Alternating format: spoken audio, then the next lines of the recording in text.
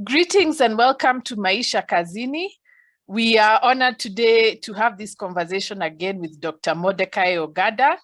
Today we are going to talk about the recent controversy caused by the remarks on the mitumba industry and growing cotton in Kenya. We are also going to refer to an article in The Nation, which was written in 2020 by Peter Ndege, and it is entitled The Pioneers, Rise and Fall of Profitable Cotton Farming in Kenya. We are going to share a link at the bottom of this video. So welcome again. Mordecai, I'm so excited and shocked by the things I have read. And you're the one who shared this article, and I read and I took notes. Maybe you could start by talking about the reactions that we have seen to both the comments from one of the leading candidates and the media itself. Yes, the reactions to this to those remarks are typical Kenyan behavior during political season by parties, and suddenly the discussions being personalized in some spheres. It's become very unseemly, but people completely missing the point, because it requires a level of understanding that still remains such a challenge for us in Kenya. And the remark on the mitumba and the mitumba trade and the use thereof is it's sort of it's a let them eat cake, Marie Antoinette type thing. There is nobody who doesn't desire to buy anything brand new. When someone is using something secondhand or less than what might be ideal, it's a factor of circumstances. It's never a factor of choice. So to point at that and rather than talk about the industry you want to build, you point at how bad what people currently using is. It was very unseemly, especially in a society that's as economically depressed as ours. So from what you're seeing, the way Kenyans are responding, are they getting that point, or they're just reacting? Yeah, they're just reacting. It's knee-jerk. Like you saw my comment on this, is that there are two things. First of all, Kenyan society is chronologically a very young society. And secondly, even those who are chronologically of age are, I think, intellectually very young, because we refuse to read deep into things, and it would not be too harsh to call the older generation really dumbed down and not willing to address things. So when we talk about the cotton industry as part of that conversation, everyone got excited about the cotton industry like it's an innovation someone was proposing. Like it's something new. Hey, why haven't we been doing that? We should be doing that. We should be growing cotton. People have forgotten that there was cotton growing in Kenya. There were a number of big textile industries: Mountex, Kikomi, Rivertex, Raymond's mills in Eldoret. There was Kenya Tytex mills in Thika as well. I forget, there may have been one in the coast as well, but I forget. But this existed. So rather than looking, people are saying, yes, we should do this, rather than look into the reasons why we don't have it. And in fact, actually, that's what Dr. Ndege, rest in peace, that's what his article is about. Yeah. And like I said, I'm going to share it with other Kenyans. Maybe we can discuss, because you're familiar from your childhood with what cotton is about. So maybe you can tell us where it was grown and what your experience was of, cotton growing. Cotton was grown a lot in Western Kenya. It was Busia mainly and Nyanza province, the then Nyanza province, South Nyanza, particularly around Homa Bay, and even experiences and even stories shared amongst kids was around cotton, how people would get into trouble, get punished because goats went into the cotton field and they were supposed to be watching the goats, so they couldn't play because they had to watch the goats. School holidays, August was the cotton picking season. That's when the lint was ready to pick. So kids couldn't play. August holiday was a suffering time because of you'd all be out picking cotton. Those familiar with Homa Bay know that place is very hot.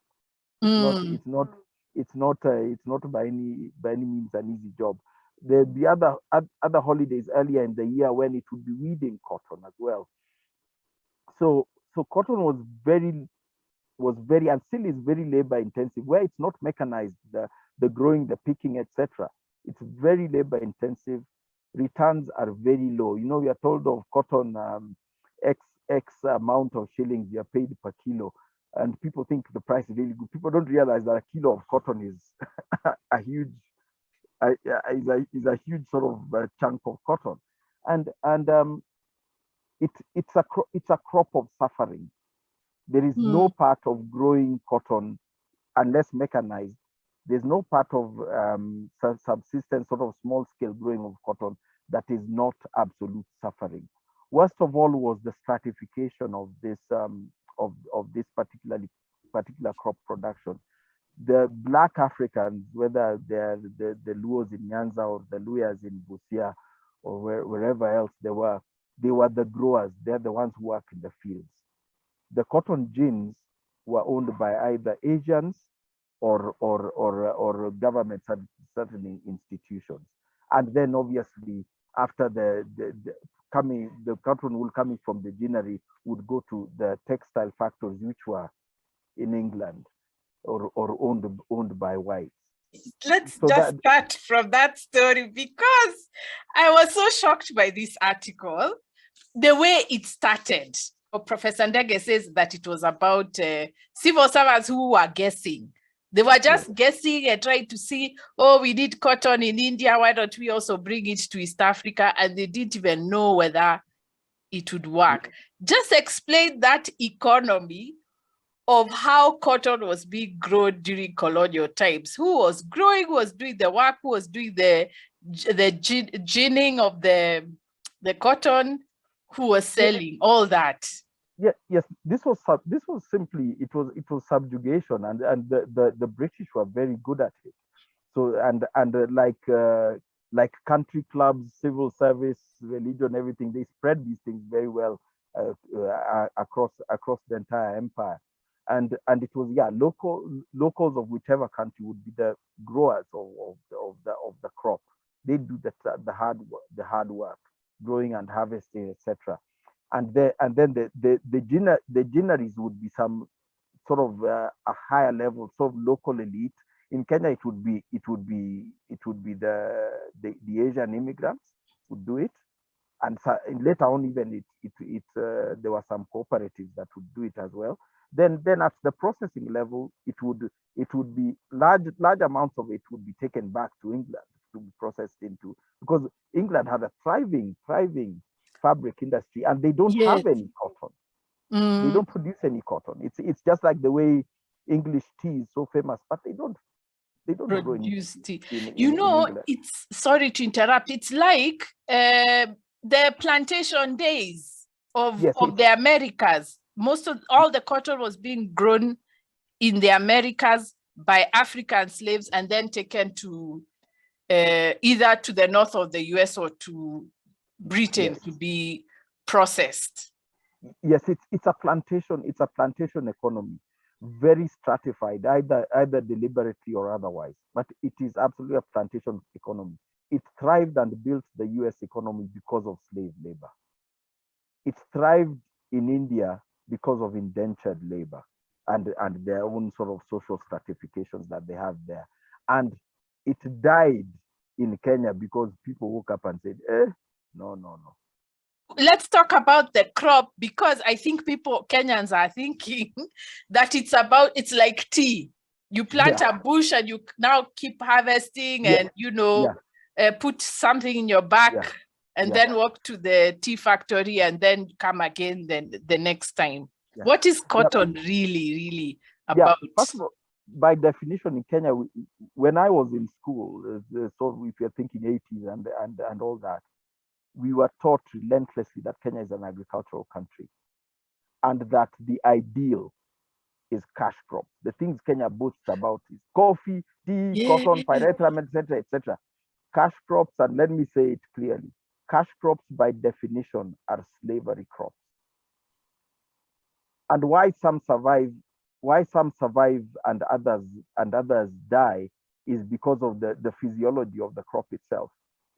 Why tea makes money today is because it's perennial. Some of the tea bushes being harvested today are 100 years old. The slaves who suffered and died planting them are a generation that's long gone. They're still being harvested. Coffee is perennial. You plant it one side, and I think there is a number of years anyway that you harvest it for. But the ones that you do not, that are not perennial, like cotton, like sugarcane, you suffer. Like pyrethrum, you suffer, and pyrethrum died anyway. That for that same reason.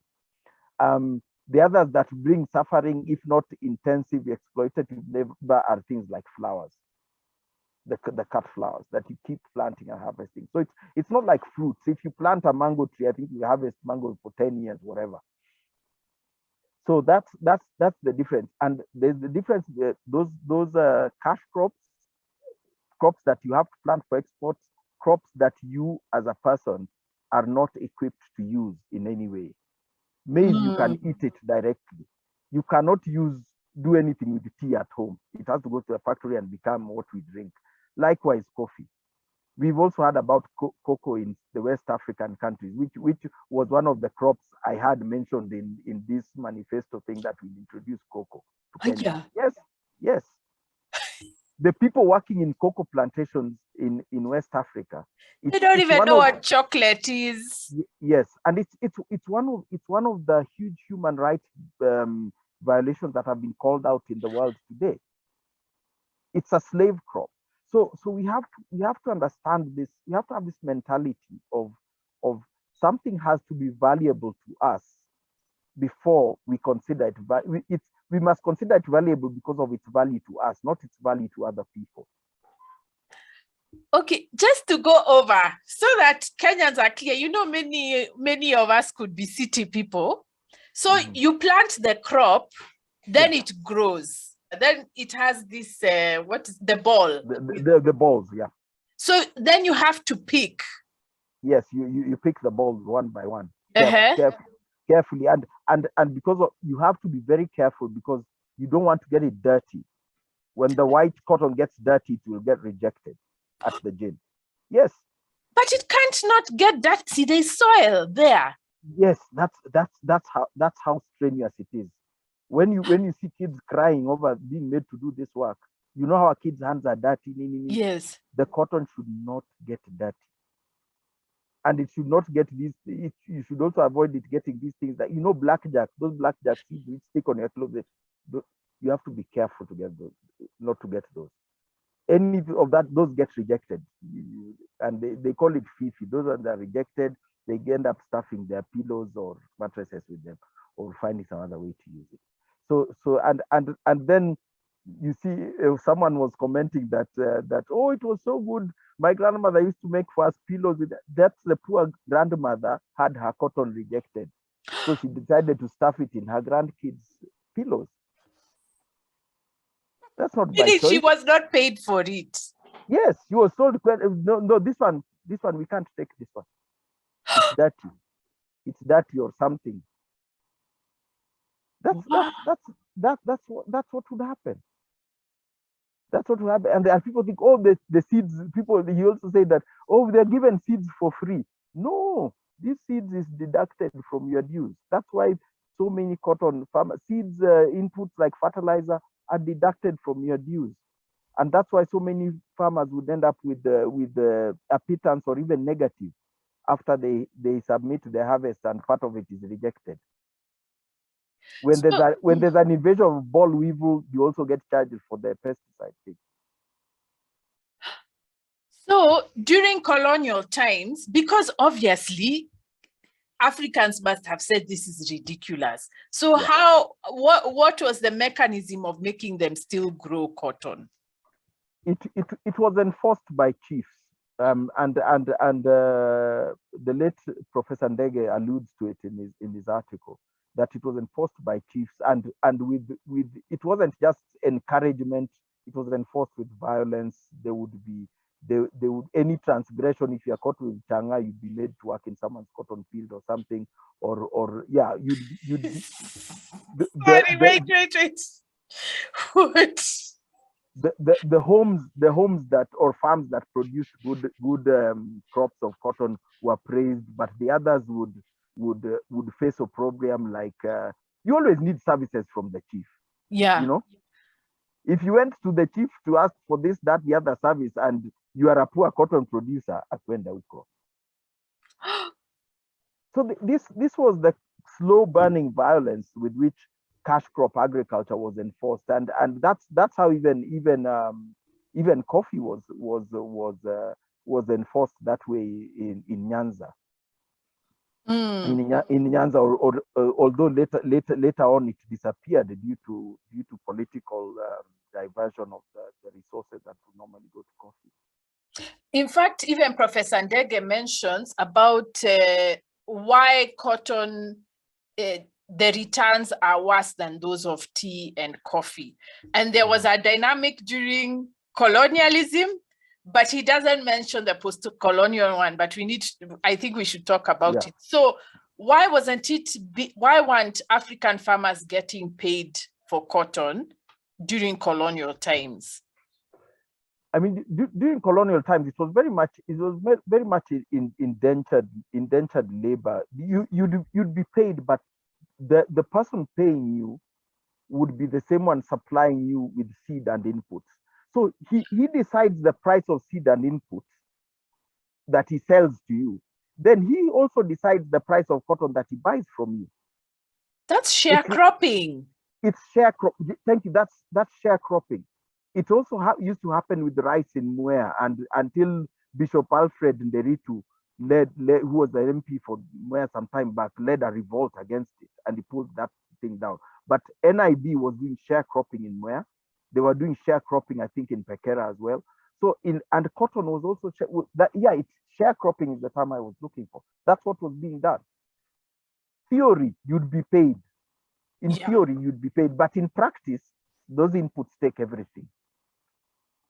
And yet you're doing this year after year. It's not that you're leaving the bush to stay, to grow, and then you come back. Year after year. And the other thing, why Kenya is one of the most profitable places in the world to grow tea, because the pests of tea don't even exist in Kenya. Tea needs 0 pesticides. And it's planted in 1928, and it's still being harvested 2022. So that's pure profit. That's pure profit. So there's a tea bush which may be paid for itself in the first 10 years, and for the next 80 years has been just earning pure profit. But something you have to do every year, it can't work. It's sharecropping. You're right.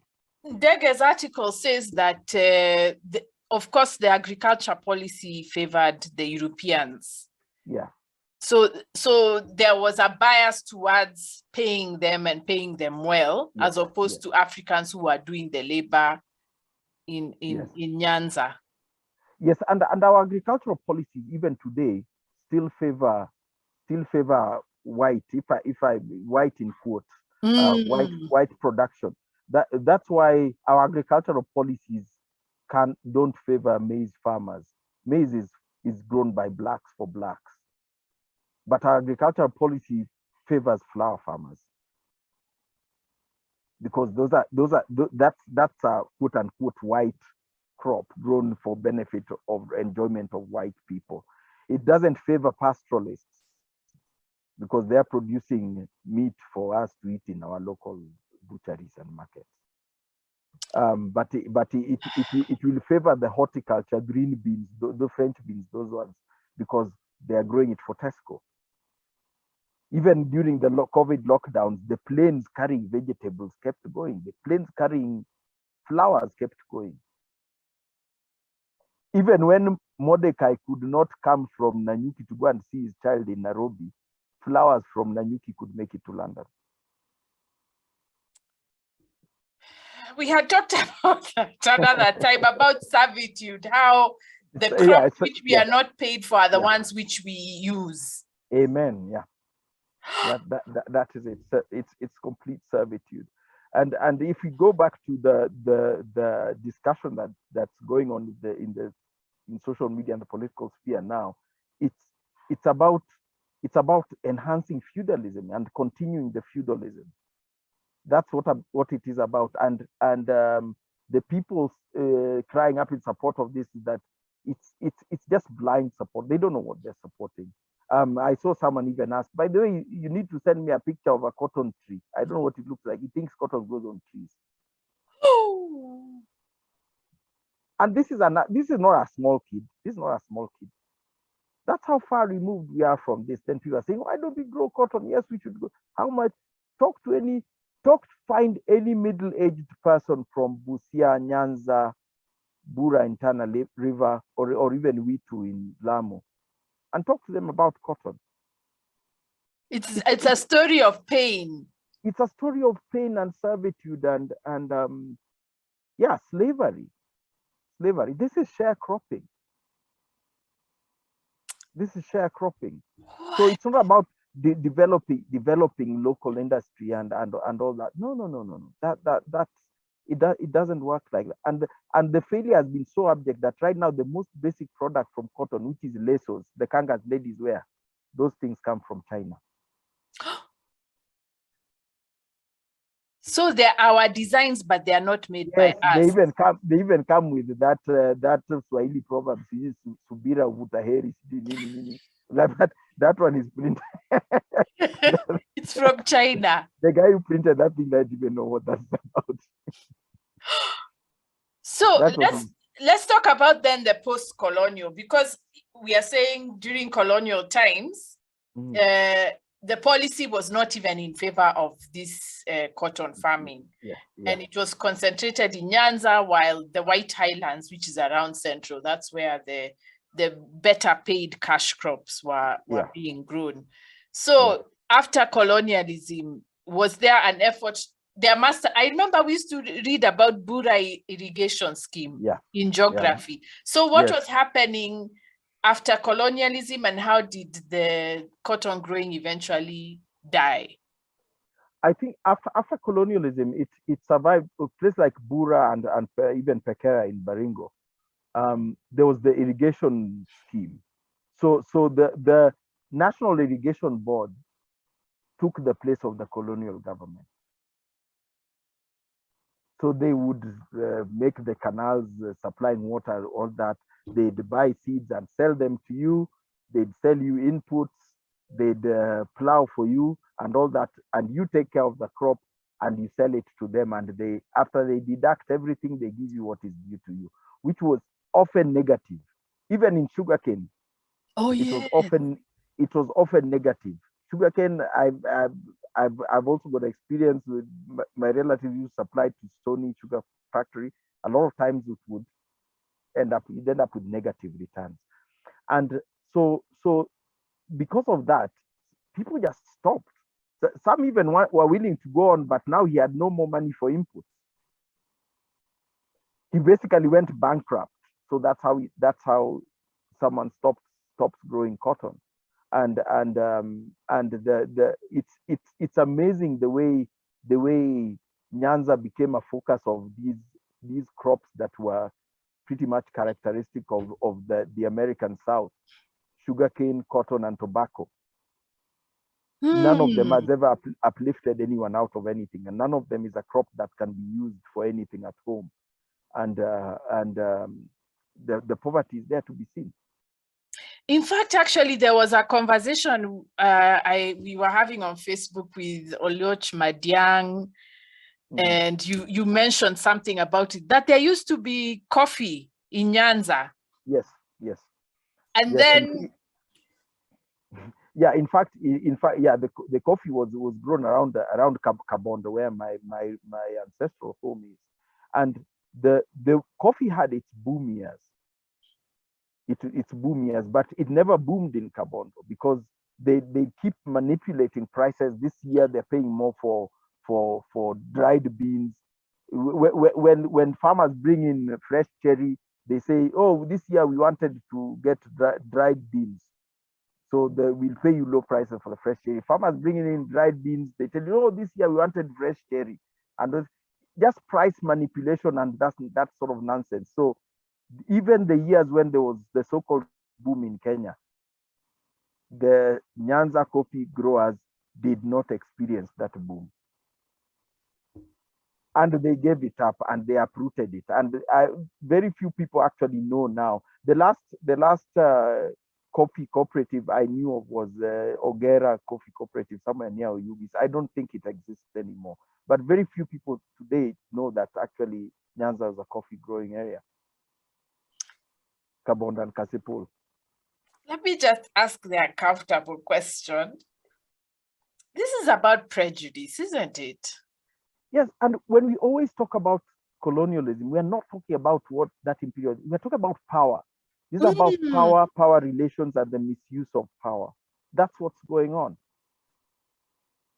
If someone doesn't have to even say anything. If you started a textile production farm there that is paying people X amount for cotton, you won't have to tell people grow cotton. If it's paying people well for, you'll just see people coming with cotton.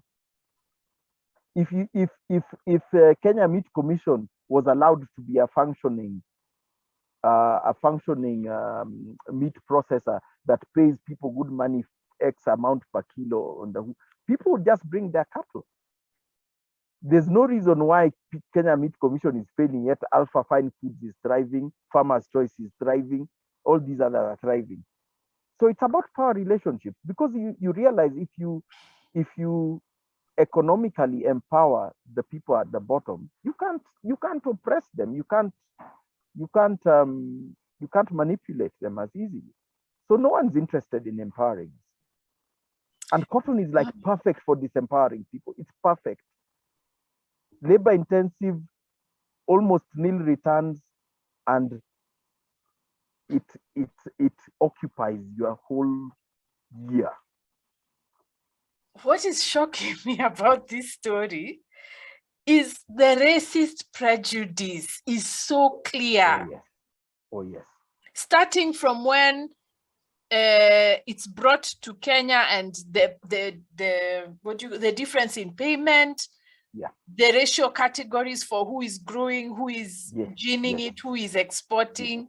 Yes, and even the selection of the Black African elite families to be like these are like the overseers of the plantation. So they even down to selection of the families that will be pushing this thing. Now and you see from the very bottom, the guesswork, the civil servant who comes, he doesn't know anything about agriculture. He's probably a demobilized Second World War soldier. He doesn't know anything about agriculture, so he's guessing. And the first guess, even if you're guessing doing experiments, why don't you experiment with crops people can eat, with food crops? Because the thing is, you don't want to empower these people, so you experiment with something that you need, not something that they need. And all over Africa, suffering has been the suffering that has been wrought with cash crops, be it cotton, coffee, cocoa, rubber in Liberia, and the wild rubber in Congo. Untold suffering. Sisal in southern Kenya and northern Tanzania. Because that's even what Kina Mekatilili were fighting about. Their sons were being forced to go and work on sisal plantations. Yes. I mean, I only discovered during a trip to Germany last year that sisal was actually introduced to East Africa by the Germans. We never had sisal. It was introduced from Mexico. We used to get our fibers and stuff from, there's a plant called Sansevieria, which grows in the dry lands. It's quite fibrous. But sisal was introduced by the Germans. And you know how abrasive that sisal juice is. These people are handling it without any gloves or any protection. And this is, the cash crop is an instrument. If we talk about slave plantation, cash crop is a whip. Is the whip, keep these people down. And you know, when you think of it, that's how slavery started. It was cash crops. Exactly. And colonialism was a commercial venture. Politics came later. Just like India was taken over by the British East India Company. That's how the British got it. In Kenya, we had the Imperial British East Africa Company. So politics came later. It's commerce that came first. Congo started as something like a shamba which belonged to Leopold. Only later did it become a Belgian colony. So colonialism was a commercial venture. And that's why even after the political colonialism ends, the commercial still remains unabated. After all, it was the lifeblood. It's like you have just removed the surface, but the lifeblood and the spine of colonialism still exists because it was a commercial venture. But it's so amazing to me how the colonial idea of economy has not changed. Successive Kenyan governments have been talking about export. Now we are even exporting nurses and migrant laborers. Yeah.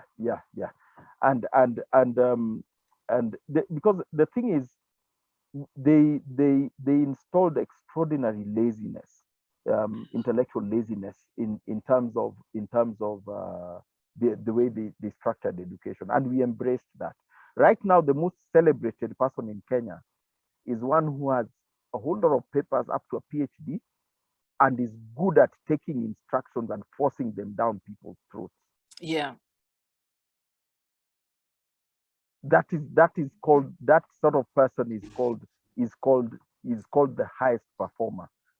When you have someone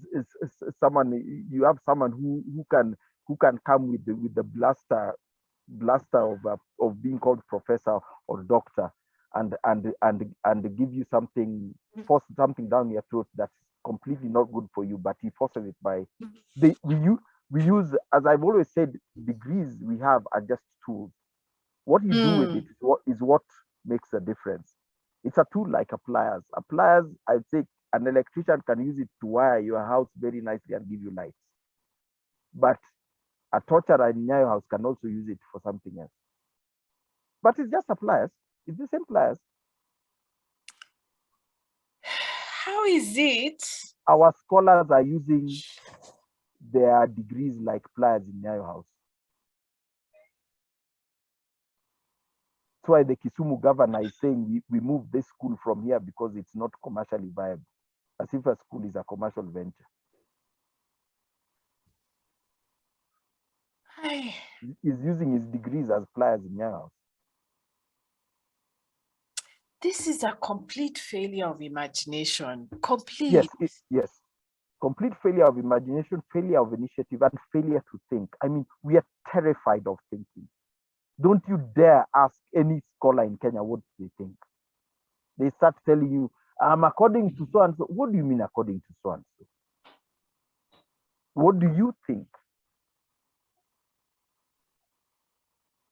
That's why, and in fact, we use our papers as an excuse not to think. According to my PhD, my thesis on page 150 says da, da, da, da, da. And it's a failure of imagination, complete failure of imagination. Right now, we are short of foreign exchange because of the amount of dollars we are using to import foodstuffs, which we can produce ourselves. That's what's killing our foreign exchange reserves, because we are importing foodstuffs. So now and yet now, instead of producing and boosting the farming of foodstuffs so that we don't have to import it, we want a cash crop. We want a cash crop. There is no way we will export cotton equivalent to the amount of dollars we are spending to import maize and sugar and wheat. I was shocked at the amount of wheat that's coming from Ukraine. That's what we were worried about, and we were pretending about colonialism. I was laughing. I think this war is not affecting us. Someone told me, the wheat we are eating comes from. I'm saying, I started eating pumpkins and arrowroot.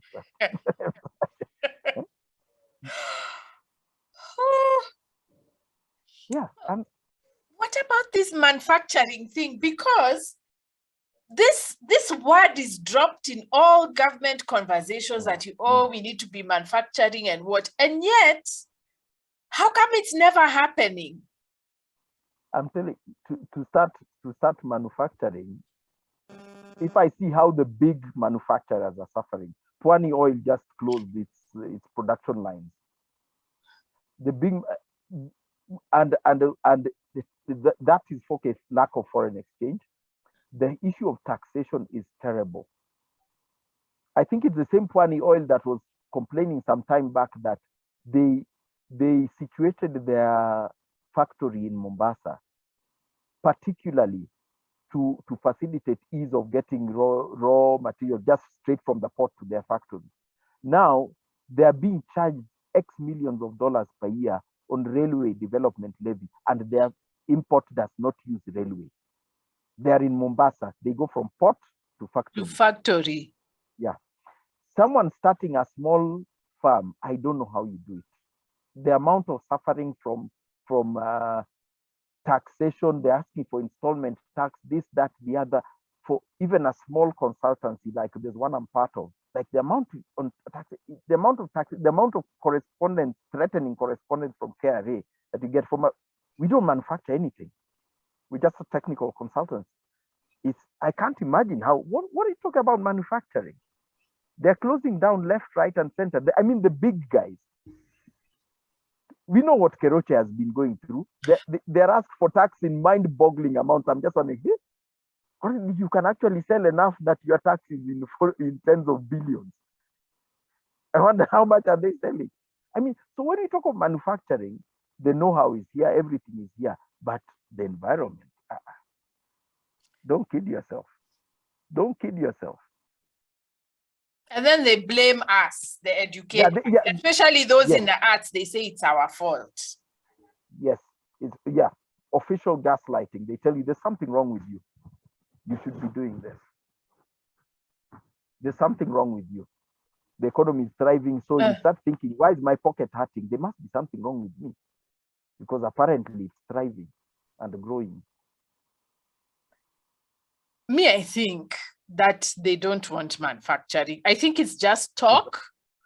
I don't think they want it because manufacturing means innovation. It means growth of industries. It means I don't think they want that. And it means that, and if manufacturing is put at the top, then that means the hardest working people and the most innovative will suddenly become powerful. Yeah, I don't think they want manufacturing. Yeah. You know, if you put a level playing field for manufacturing, some kid might come up with an invention of an agricultural implement, and suddenly he's selling it in millions, and suddenly he's a billionaire from his own work, and he's not related to anyone. Yeah, they can't allow. Hey, they can't allow that one. Do you remember some guy who came up with a design of hospital beds where at the height of the COVID? Oh yeah. And then they just imported the bed. They said, this guy, we can't procure from him. They even said he's a criminal or something. Some boy in Ruiru. I don't want local things. Because again, local manufacturing does not give room for this import procurement that we are so good at. And the people at the port, what are those customs? Yeah. There's no import duties. There's no procurement. Nini. There's no brokerage. There's no trips abroad to go and look at the product. To benchmark. Yes, we even travel abroad to go and look at the printing of our exam papers in England. I don't know why. It's not a joke. See, they went. Yeah, they went. They went. Then some boy comes up with a printer here in Kenya. Then he says, I want to print these things here in Nanyuki. They can't allow. No, you have to travel abroad.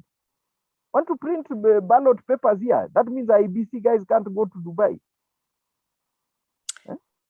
So this means gosh, this is even depressing. This means that the conversations we are having around elections and campaigns and what the politicians are going to do, it's not touching anything. Hot air. It's hot air. Global warming, too. Hot air. Complete hot air. In fact, there's only one politician who doesn't pretend even that he has anything to say. You just see him washing toilets, he's having drinks. At least he doesn't pretend to be telling us anything. He's just there in memes now. This is an education problem. Yeah. Our minds are stuck at colonial models, and the people who are designing our education think like that.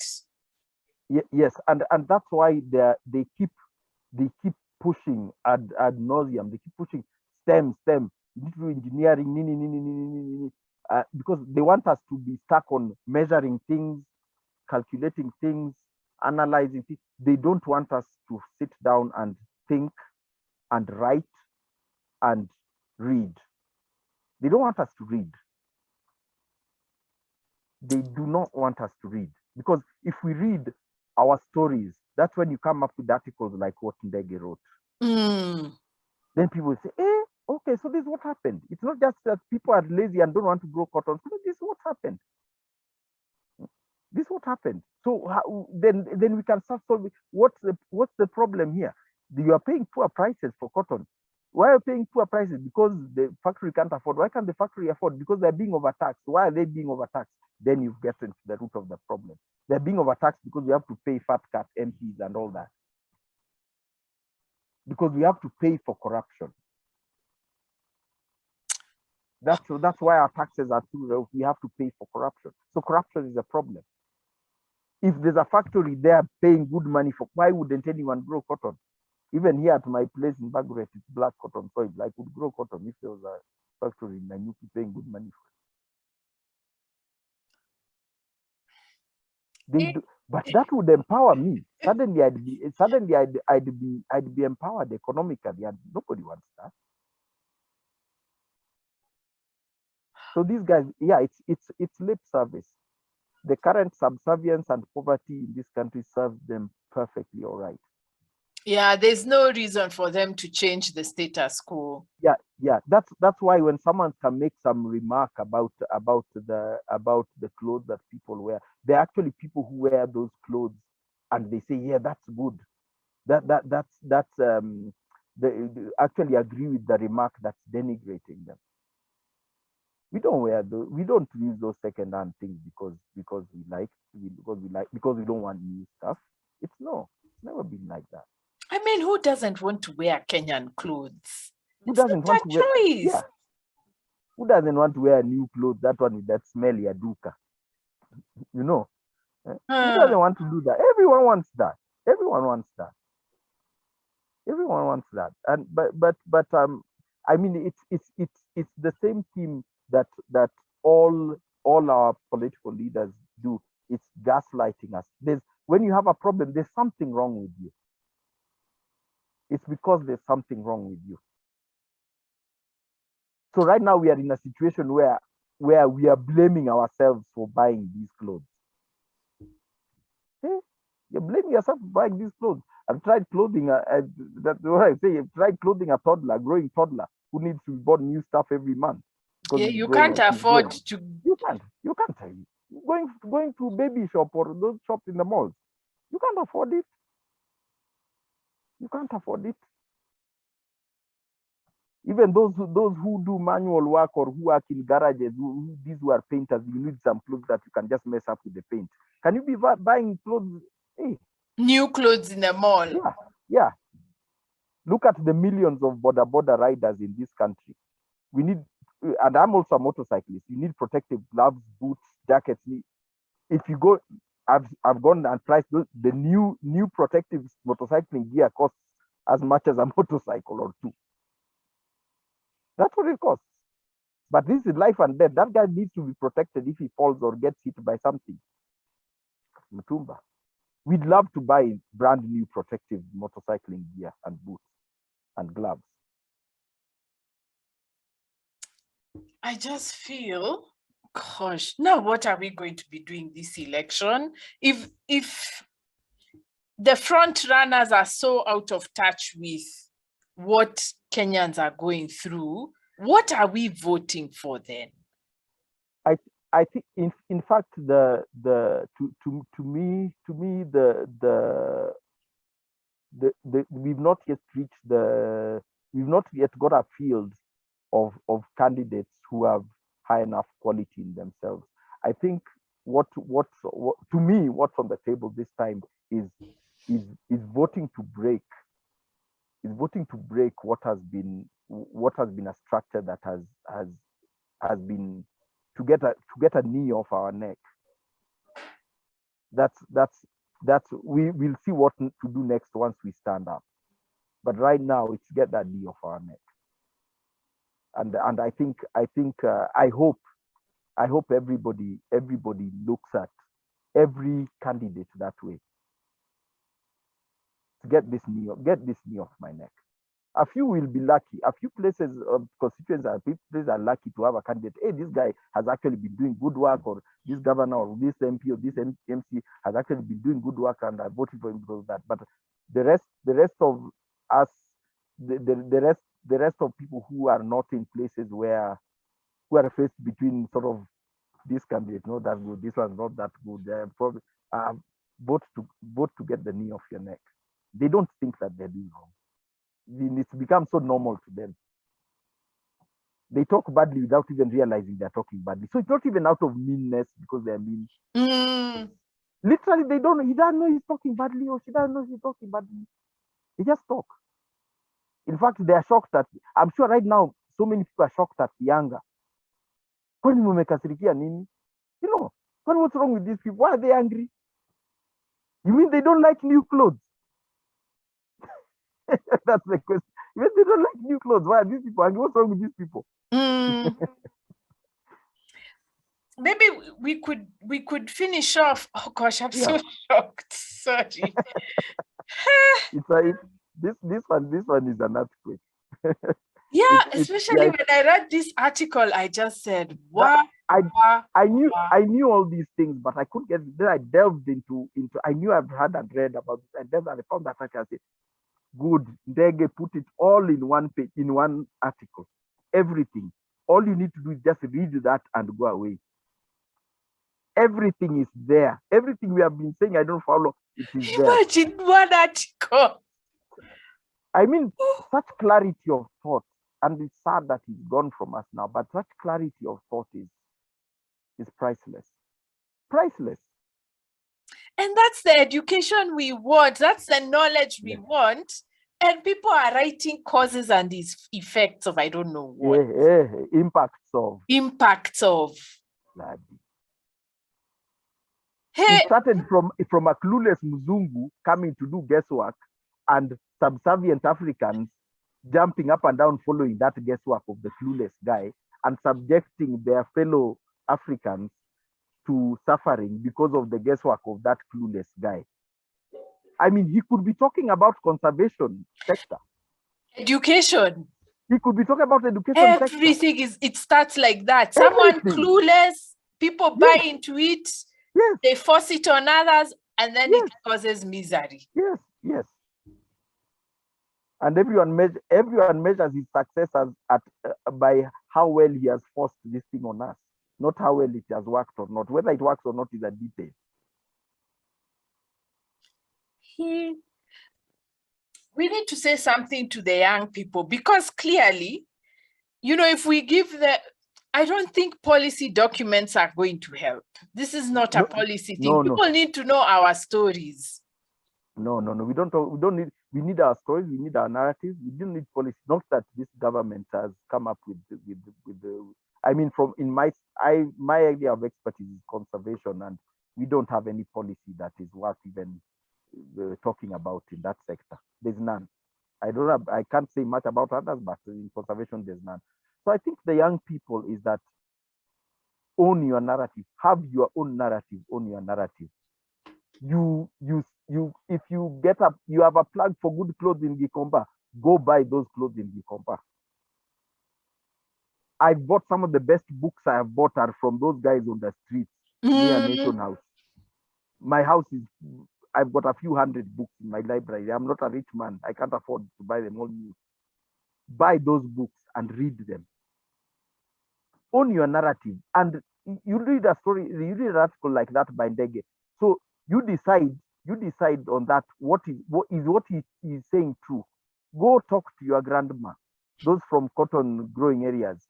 Hey, this thing, was it okay? She laugh at you and tell you, my child, let me sit down, I tell you.